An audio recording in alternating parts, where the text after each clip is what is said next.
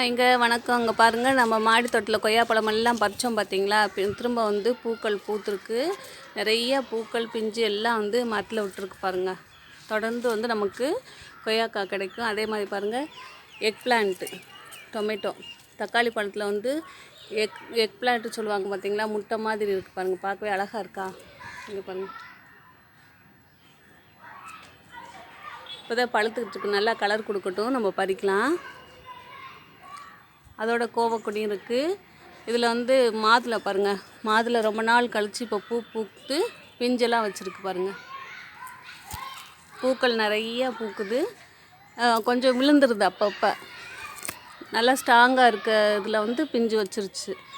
எலுமிச்சம் பாருங்களேன், எல்லா மரத்துலேயுமே வந்து காய் நல்லா பெருசாகிடுச்சு பாருங்கள். குட்டி குட்டியாக இருக்குது, பெருசாகவும் வளைஞ்சிருக்கு பாருங்கள். பழுக்கட்டும், நல்லா கலர் கொடுக்கட்டும்னு விட்டுருக்கேன் பாருங்கள். எல்லாமே பெருசாகிடுச்சு, பிஞ்சு நிறைய இருக்குது. இது பாருங்கள், இது லைட்டாக கலர் கொடுக்குற மாதிரி இருக்குது. நல்லா கலர் வரவட்டி பறிக்கலாம். மரம் ஃபுல்லாக தொடர்ந்து நமக்கு வந்து எலுமிச்சை மரத்தில் பிஞ்சு காய்கள் வந்து காய்ச்சிட்டே தான் இருக்குது. இங்கே பாருங்கள், இருக்கா?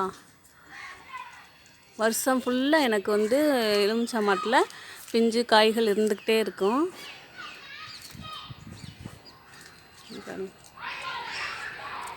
எல்லா மரத்துலேயுமே இருக்குது.